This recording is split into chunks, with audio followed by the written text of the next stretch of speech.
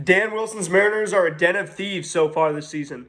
Luis Castillo is not missing enough bats, and Ben Williamson has debuted for the Mariners.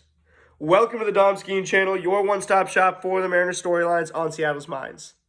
The Mariners fell 8-4 to the Reds to begin their road trip on Tuesday, but again retook the Major League lead in stolen bases. And Dan Wilson clearly has a much more feel-based and less analytical approach than Scott Service and his staff of yesteryear. On yesterday's show, I talked about how Edgar and Dan have been telling these guys, go up there, get your pitch, and don't miss it, as opposed to Brant Brown last year, who was fired really early on in the season, who was showing these hitters heat maps and analytics and numbers as they were going up to the plate.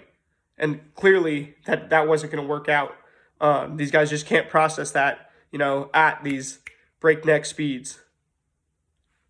And Dan he doesn't just have the fastest guys stealing either. Everyone from Leo Rivas to Mitch Garver, Cal Raleigh, and Randy Arozarena are all producing steals when they get on base in an unexpected turn for the team. And, when the offense struggles so mightily so early on, what else are we to do as we search for an identity on offense?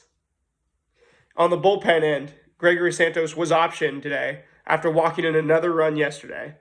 And clearly he just doesn't have it right now. A super overpowering guy in his own right. We saw it with the White Sox. We saw it a little bit, in spurts in his first year here last year. But we're going to need him to be back missing bats before we trust him again. And Will Klein is just going to be better in the short term right now. He's a tall guy who can get it down the mound in his own right, as we saw in spring training where he put up pretty good results. Looking at yesterday's expected stats, our expected batting average was higher than the Reds. Dylan Moore, hitting those 2 home runs really helps. Raleigh flying out at the end in the 9th inning. Would have been a homer in 8 out of 30 parks. We had a few more balls that were hit pretty hard. Demo's, his first one was both of them actually were home runs in 30 out of 30. So absolute bombs by Nemo. That's really encouraging to see. And him in the leadoff spot, definitely the encouraging spot in this game. Something that we're going to see going forward a lot more. Probably going to have to stick him at third base and right field quite a bit these days. As today, we see Julio leading off. We see Demo in there at second. And again, Jorge Polanco in there as we face Nick Martinez, who is a guy who's making the transition from the bullpen to starting this year. With Nick Martinez, he throws a 4-seam, a sinker, a cutter, a slider, a change, a curve. He has all these pitches, so it makes sense with 6 pitches why they think he could convert into a starter. But he's still throwing like a reliever. He's really chasing guys in counts, trying to go for the knockout punch, going for those strikeouts. So while he does that, we can just outbox him. We can just make sure he gets into those long at-bats, get that pitch count up. Obviously, neither starter made it too long yesterday. Neither Lodolo or Castillo necessarily had an excellent game. Lodolo, it was interesting, was missing some bats, whereas Castillo wasn't. And Castillo really had to get away from his changeup, and that's the most worrying thing to me, because when he gets away from that changeup, he becomes this 3-pitch pitcher with a sinker, 4-seamer, and a slider, and his fastball velocity is already down this year. So now he's a 3-pitch pitcher with limited velocity. You see he's just not able to chase the guys in the counts the way he wants to. Whereas Lodolo really got that curveball and that changeup working later on.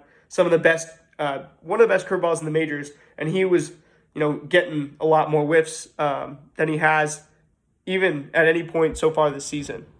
Which obviously still pretty early on. But looking at, Lodolo had 11 swings and misses. Luis had just 8 on 95 pitches. 4 on the 4-seam fastball, which has a bad velocity as is. So that's just not a great pitch for inducing weak contact. The average exit velocities on all Luis's pitches, 3 of them are in the 90s. The changeup, which he doesn't have regardless, didn't get crushed yesterday, but that's because he only threw it 6 times. So we need Luis to get this changeup back if he's going to be missing bats, an overpowering guy. Otherwise, he's going to be the one that I'm the most worried about in the rotation.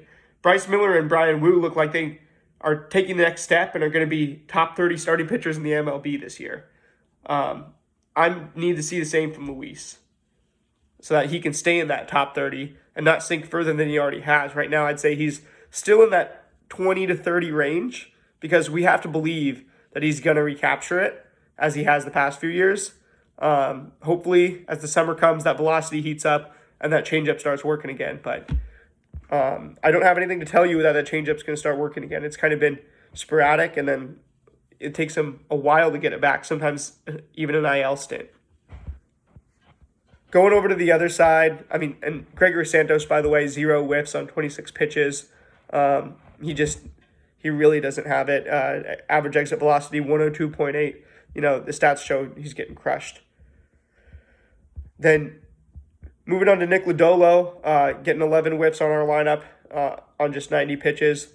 Like I said, that curveball was working. 4 whiffs on just 12 swings. But us whiffing on that 4-seam fastball 5 times, I'm not too thrilled with that. I want us to be hitting Nick Martinez's fastball a lot better today. Moving on to today's game, like I said, Demo at second base. Then we got Bryce going. So Bryce Miller,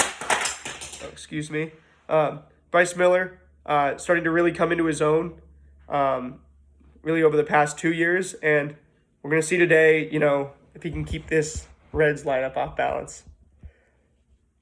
With that being said, I will see you guys tomorrow, recapping today's game and for previewing the rubber match of this series. Go Ams.